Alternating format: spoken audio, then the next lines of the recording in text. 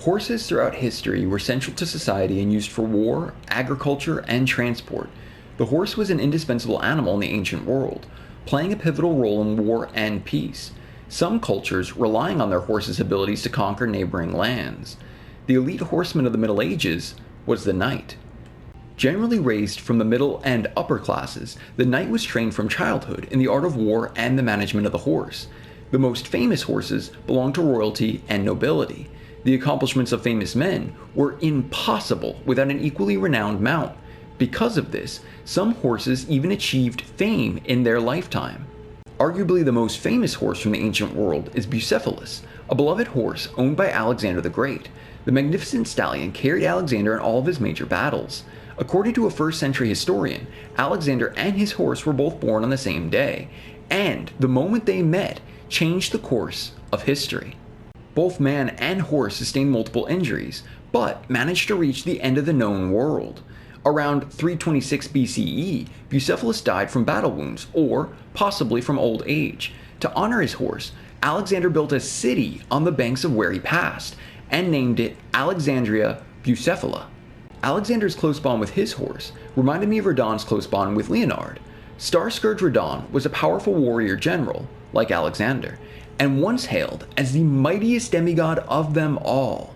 Radahn's great rune, combined with his theorized giant's blood, caused him to grow to an enormous size. So much so that he began to outgrow his own horse. Radahn's loyalty to his horse is displayed by the demigod's determination to master gravity magic in order to never have to abandon his beloved but scrawny steed. After Radahn's mind succumbed to the scarlet rot, he devoured friend and foe alike, but never harmed Leonard. Radahn's love for his horse transcended the madness caused by the rot. The name Leonard can mean lion strength or lion-hearted. This makes perfect sense because Radahn was captivated by Godfrey. As such, he has golden lions engraved onto his armor, the lion symbolizing Godfrey's beast regent Siraj. Radahn was born a champion's cub that soon became known as the Lord of the Battlefield's Lion. You can find a variety of horses throughout the lands between being used for warfare. There are mounted knights, knights cavalry, and of course, the tree sentinels. Your journey to Lendel takes you through the Altus Highway Junction, which features rows of large statues devoted to knights mounted on horseback. This displays how deeply interwoven horses are to the capital's culture. Within the lands between, Torrent acts as your spectral steed, a horse with 2 budding horns on his head. His horns are a feature that is shared by the ancestral followers, remnants of the Crucible. Due to his horns, bluish glow, and his ability to double jump, it's believed that his lineage connects with the regal ancestral spirit. He first appears with Melina, as you're gifted the golden whistle used to summon him. Then you meet Ranni, a character that shares a very similar appearance to Melina, who also gifts you a summoning bell, and the spirit ashes of wolves. Wolves, as noted in a previous video, have a connection to Empyreans.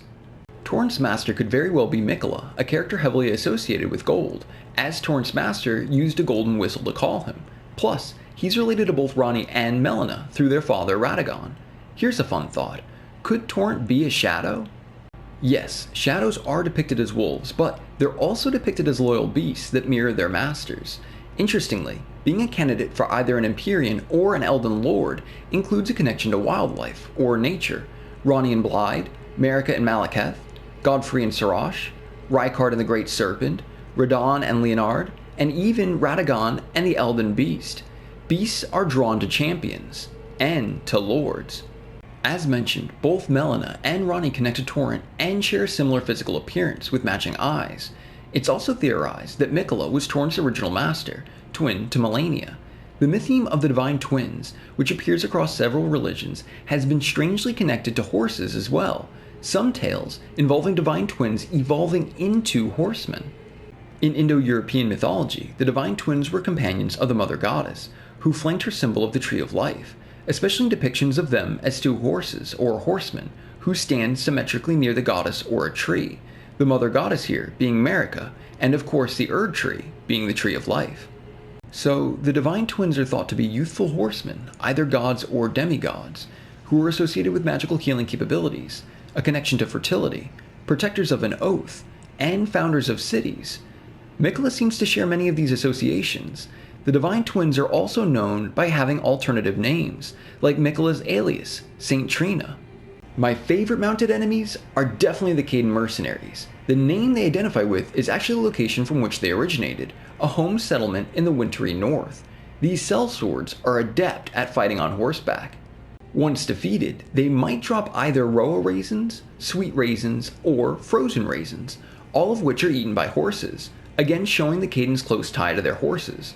These nomadic horse-mounted warriors reminded me of the Dothraki from Game of Thrones by George R.R. Martin, who also worked on the lore creation for Elden Ring. Dothraki inhabit the vast central plains of Essos. Their bond with horses is such that they are said to be born, fight, and die in the saddle. Like the Kaiden mercenaries, they utilize curved swords and prefer mounted combat. Dothraki warriors are commonly referred to as horse lords. They are also known as Dothraki screamers because of their fierce war cries as they charge into battle, which mirrors the Kaiden Sellswords skill of Warcry, granting an extra advantage during combat. Dothraki worship a horse god known as the Great Stallion. They also believe that when they die, their souls will ride with their ancestors into the Nightlands. The Dothraki share many similarities with the real-world Scythians. Scythians were nomadic people who once lived in the steppes of Central Asia and Eastern Europe. They were horse-riding warriors and herders who roamed the vast grasslands of the steppes, building a powerful and influential civilization that lasted for over 1,000 years. The Scythians and Dothraki both fight on horseback, use curved bows, and live in tribes with their own kings or chiefs. When a Scythian king died, they were buried with one of their wives, as well as a cupbearer, cook, servant, messenger, even horses and cattle, who were all strangled in order to join their king in the afterlife. Horse sacrifice was not just limited for the Scythian kings, but also mentioned when it came to worshippers of Bucephalus. Bucephalus was likely an ancestor of the royal Scythians.